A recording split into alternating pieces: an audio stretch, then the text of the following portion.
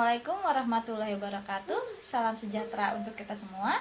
Semoga teman-teman di rumah dalam keadaan sehat walafiat dan diberikan rezeki oleh Allah Subhanahu wa taala. Kali ini kita akan membahas tentang seorang indigo bisa nggak sih melihat kodam seseorang gitu. Nah, di samping saya udah ada Anhar, si anak indigo. Jadi kita langsung tanya-tanya aja sama dia yuk. Assalamualaikum Kak Anhar. Waalaikumsalam Kak. Kak Anhar, saya mau nanya nih, kan Kak Anhar kan seorang indigo, bisa lihat-lihat makhluk astral gitu. Kak Anhar sendiri bisa nggak sih lihat kodam yang ada di diri seseorang gitu? Misalnya nih saya nih punya kodam, Kak Anhar bisa lihat nggak? Sebenarnya sih setiap manusia yang baru lahir itu sudah ada kodamnya Kak dari lahir. Yang kayak ya itu maksudnya itu mah jin yang menemani kita gitu. Terus Kak Anhar bisa lihat-lihat yang kayak gitu. Kadang sih kodam manusia itu selalu dari sampingnya, dan kadang juga jaraknya itu juga lumayan agak jauh. Itu udah pasti selalu ada di samping mereka. Itu kan kalau yang dari lahir nih, kan ada juga kan yang suka nyari-nyari atau yang emang khusus buat pengen punya kodam pendamping gitulah. Itu karena bisa lihat yang kalau kayak yang kodam-kodam yang kayak gitu. Iya bisa. Bentuknya itu atau sosoknya itu seperti apa sih? Sosoknya itu macam-macam Kak. Ada yang badannya itu berbentuk hewan, wajahnya manusia, dan ada juga berbentuk seperti badan harimau, kepalanya itu kepala manusia. Terus kan misalnya emang benar-benar dia tuh mendampingi di sampingnya gitu, beriringan berjalan gitu. Iya. Terus kalau buat Kak Anhar sendiri kodam itu penting nggak sih buat kita gitu?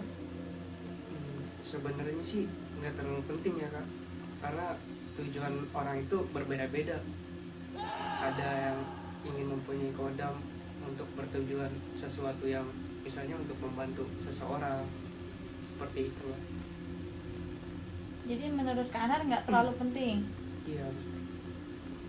Terus kalau Kak Anhar sendiri ada keinginan nggak buat punya kodam?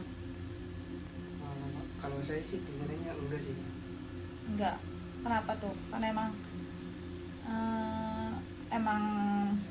percaya sama diri sendiri kan, katanya kan kodam itu bisa membantu lah, mempermudah lah gitu. Saya sih cukup meminta pada Allah Subhanahu wa taala. Oke. Maaf nih Kak Anhar, saya mau balik lagi nih ke pertanyaan awal. Saya masih penasaran banget, teman-teman juga kan masih penasaran banget ya. Bener nggak sih tuh kodam pendamping itu benar-benar selalu ada di si tuannya itu?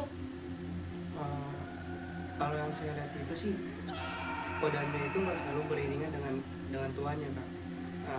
Karena yang saya lihat itu contohnya seperti teman saya datang ke rumah dan kodamnya itu ada di luar, dan kodamnya itu akan bekerja, akan menghampiri tuannya itu ketika tuannya sedang dalam bahaya besar, contohnya seperti itu, dan atau ada hajat-hajat yang tertentu, baru kodam itu secara otomatis dia akan menghampiri tuannya.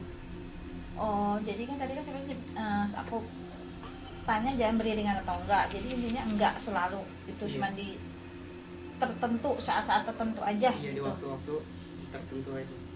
Kan tadi katanya sempat dibilang dia itu bakal ada saat kita punya hajat. Itu emang dia tahu sendiri atau kita harus panggil gitu kayak di TV-TV gitu? Kodam itu secara otomatis itu sudah mempunyai tekanan batin dengan tuannya, seperti itu. Jadi dengan otomatis tuannya sedang dalam bahaya besar, misalkan si tuannya itu ingin dicelakai oleh seseorang, dan kodam itu sudah tahu sendiri, dan dia secara otomatis akan membantu tuannya. Jadi nggak perlu kita panggil gitu, nggak usah. Iya. Kanhar, aku mau tanya juga nih, Kanhar pernah nggak sih lihat sosok gaib orang yang pakai susu? Pertanyaan kakak kan, bisa nggak sih saya melihat orang yang pakai susuk? Nah, sekarang saya mau kasih pertanyaan ke kakak nih. Loh, kok jadi saya yang ditanya? Pertanyaannya cuma ada dua kok Kak. mau tahu aja kok, mau tahu banget. Serius nih, kan bukan saya aja yang mau tahu, sahabat kemarin juga pasti mau tahu banget. Serius kak? Ya udah, saya mau tahu banget dah pokoknya. Mana nih, Anar bisa lihat nggak orang yang suka pakai susu? Kalau itu saya nggak secara langsung bisa melihat orang itu pakai susuk atau tidak ya kak. Dan ketika orang yang memakai susuk itu sosoknya muncul, dan disitulah saya baru paham. Dan terkadang juga sosok itu ada membisiki saya, dan bahkan juga mereka secara langsung berkomunikasi dengan saya. Oh, jadi ada petunjuk-petunjuknya gitu juga. Iya. Oh, terus sosok gaib orang yang pakai susuk sama nggak sih sama yang kodam pendamping? Sebenarnya hampir sama kak. Hah? Sosok gaib orang yang memakai susuk itu rata-rata dia itu dari dayang-dayang kerajaan jin. Terus? Misalkan Mbak ingin terlihat cantik, yaitu jinnya itu dari kerajaan sana, sosoknya itu. Dan misalkan laki-laki yang ingin terlihat ganteng, yaitu dari pangeran-pangeran kerajaan jin yang ada di sana juga.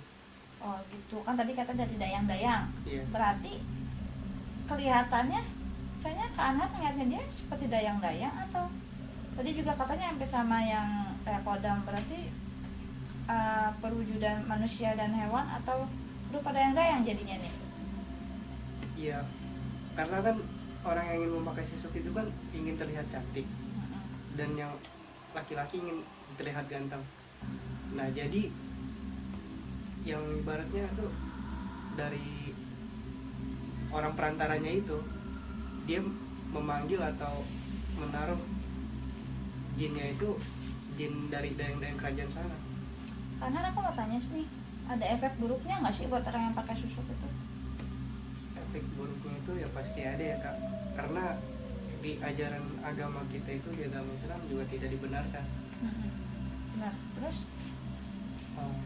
Dan gitu efek buruknya juga jika gurunya itu meninggal dunia dan orangnya itu masih memakai susuk, dan itu juga akan sulit ketika waktu ajalnya dia itu sudah dekat. Jadi maksudnya itu gimana nih, nggak bisa dikeluarin gitu? Iya, akan sulit dikeluarkan. Ya segitu sih teman-teman sebenarnya. Jadi kita jalan hidup ya normal-normal aja sih ya, nggak usah lah kayak gitu-gitu ya, minta sama Allah Subhanahu Wa Taala aja. Dan teman-teman, di samping saya kan udah ada gambar harimau nih. Kanar, saya mau tanya dong, kalau penglihatannya Kanar di sini tuh ada penunggunya atau enggak sih? Ada kak, di lukisan ini ada penunggu. Ada. Bisa diceritain nggak, ada satu kah atau beberapa atau banyak kah penunggunya di sini? Di sini sih yang saya lihat penunggunya itu udah banyak sekali kak. Bahkan makhluk-makhluk yang dari luar itu ingin bertempat di sini, Masuk ke sini gitu. Iya. Bisa diceritain nggak sih sosoknya, beberapa aja deh yang ada di sini tuh apa aja? Lebih dominannya sih saya lihat itu berbentuk harimau hitam. Harimau. Iya, dan wajahnya itu penuh dengan bulu.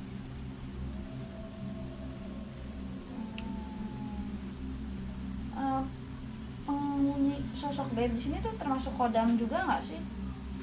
Iya, jika dia mengikuti seseorang, maka dia akan menjadi kodam seseorang itu tersebut.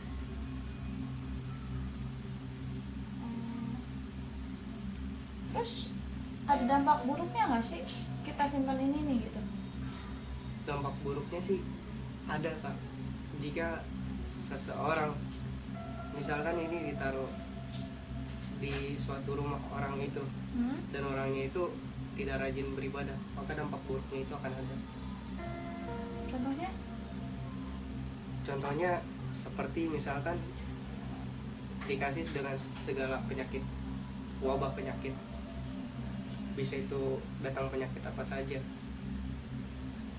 Jadi sebenarnya apa ini bisa dipajang aja? Ngeri juga ya. Jadi gimana kalau ada kan yang rumah-rumah yang emang koleksi lukisan-lukisan gitu? Iya, itu udah pasti ada belenggunya sih. Karena barang apapun yang menyerupai bentuk, entah itu hewan atau manusia, itu pasti jin-jin yang dari luar maupun yang dari dekat yang maupun ada di situ, itu udah pasti mendiami tempat itu, mendiami barang-barang yang ada di sekitarnya. Ngeri juga ya. Dari semua pembahasan Anhar, alhamdulillah nih saya udah dapat pengetahuan, dan teman-teman juga ya, semoga pertama pengetahuan tentang mistisnya dan kita bisa ambil hikmahnya. Untuk Anhar, terima kasih nih sudah mau datang ke tayangan Kemara 26. Sebenarnya sih masih banyak yang mau aku tanya-tanya, tapi kayaknya udah sampai sini aja. Untuk lain kesempatan masih mau kan kalau diundang lagi ke sini? Makasih ya Kang Anhar. Teman-teman, terima kasih masih menyaksikan Kemara 26 menit. Dan juga tolong dukung kami, jangan lupa like, komen, dan subscribe, dan juga tekan tombol lonceng. Terima kasih. Assalamualaikum warahmatullahi wabarakatuh.